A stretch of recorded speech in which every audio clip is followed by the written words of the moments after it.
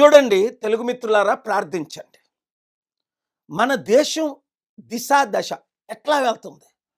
చాలా విచిత్రం. ఇప్పుడు తమిళనాడు గవర్నరు విజయ్‌ని మరలా పిలవకపోవడానికి షాకింగ్‌గా లేదా మీకు? 2014లో మహారాష్ట్ర గవర్నర్ ఫెర్నాండెస్ గవర్నమెంట్‌ని పిలిచాడు కదా! అప్పుడు ఎన్ని సీట్లు తక్కువుంటే? 10, 15. అలాగే 2018లో యడియూరప్ప గవర్నర్ 10 సీట్లు తక్కువుంటే పిలలేదా? విజయ్ ఓన్లీ 2 తక్కువ. అలాగే ప్రెసిడెంట్ ఆఫ్ ఇండియా వాజ్పేయి గవర్నమెంట్‌లో దాదాపు 100 సీట్లు తక్కువున్నాయి, ఇంకెక్కువ. అయినప్పటికీ వాజ్పేయి గవర్నమెంట్‌కి ఆపర్చునిటీ ఇచ్చారు. ఆయన 2 వారాలు ప్రైమ్ మినిస్టర్‌గా ఉండి తర్వాత రాజీనామా చేశారు. ఇంకా ఇంపార్టెంట్, మన పివి నరసింహారావు గారు 25 ఎంపీ సీట్లు తక్కువున్నప్పటికీ 5 సంవత్సరాలు ప్రధానమంత్రిగా కొనసాగారు. మరి ఇక్కడేం అన్యాయం ఇది? మన సౌత్ ఇండియాలో అంటే ఎవరో ఎక్కడో బటన్ నొక్కితే అలా ఫాలో అవ్వడమేనా? ఇండియా ఇమేజ్‌ని కంప్లీట్‌గా డిస్ట్రాయ్ చేయడమేనా? అందుకే ప్రజలారా, మీరే బుద్ధి చెప్పాల. దాదాపు 32% తమిళనాడులో మన ఫాలోవర్స్ ఉన్నారు. క్రిస్టియన్స్ ఏంటి, తెలుగేంటి, ఇంక యూత్‌ని కలుపుకుంటే దాదాపు 50-60%. 2 సీట్లున్న వీసీకే ఇప్పుడు విజయ్‌ని డిప్యూటీ సీఎం పోస్ట్ అడుగుతున్నాడు. ఇద్దరే ఎమ్మెల్యేలు. ఎందుకంటే కాంగ్రెస్, సిపిఐ, సిపిఎం 9 ఆల్రెడీ మద్దతు ఇస్తున్నారు. ఈయనకి 107 ఉన్నాయి. మరలా ఒక ఎమ్మెల్యే సీట్ కావాలట. ఏంటి డిమాండ్లు? అంటే ఎంత అవినీత! 234లో 2 సీట్లున్నోడు ఇన్ని డిమాండ్లు చేస్తున్నాడు. కనుక ప్రజలేం చెయ్యాలి? ఏకకంఠంతో ఇప్పుడు వరకు ఓట్లు వేయని వాళ్ళందరూ మళ్ళీ ఓట్లేస్తారు. ఎందుకంటే విజయ్‌ని గవర్నమెంట్ ఫార్మ్ చేసినప్పటికీ స్మూత్‌గా నడపనివ్వరు. గుర్తుంది కదా! ఎన్ని మన చరిత్రలో మనం అన్నీ చూస్తున్నాం కదా! కనుక మ్యాండేట్ ఇచ్చినప్పుడు ప్రజలకు కూడా క్లియర్ మ్యాండేట్ ఇస్తే పీస్‌ఫుల్ గవర్నమెంట్. అదే నా మద్దతు విజయ్‌కి. ఎప్పుడైతే స్టాలిన్ మన శాంతి సభకు పర్మిషన్లు ఇవ్వలేదో, అల్లరి పెట్టాడో, ఇబ్బందులు పెట్టాడో, ఆ రోజు నుండే నేను స్టాలిన్‌కి వ్యతిరేకంగా క్యాంపెయిన్ చేసింది. ఆయన మాజీ ముఖ్యమంత్రి అవుతాడని చెప్పింది మీరు మీడియాలో చూశారు.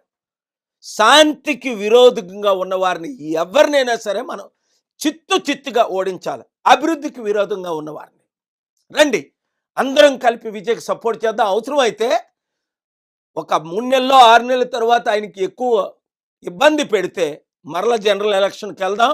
107 కాదు, 170, 180 వచ్చేటట్టు మనం అందరం క్యాంపెయిన్ చేద్దాం. ఈ వీడియో ప్రతి ఒక్కరికి షేర్ చేయండి. Thank you very much. The governor of Tamil Nadu should immediately call actor Vijay to prove his strength. He simply needs to know what happened in 2014 in Maharashtra then, when Fernandez governor was called to prove when he had much more seats were shot. And 2018 Karnataka governor called Yediyurappa to prove his, when there were 10 seats less. Vijay only short of 2. He already has 107, Congress 5, CPI, CPM 4, 9, and he needs only 118.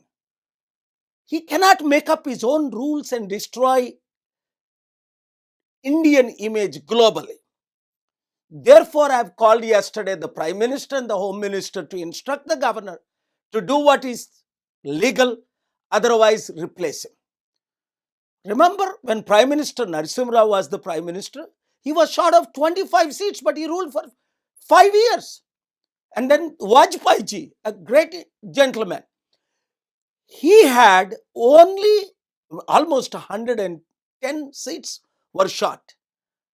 But the President of India called to prove his strength. What is going on in India? This must end. Vijay, stand strong.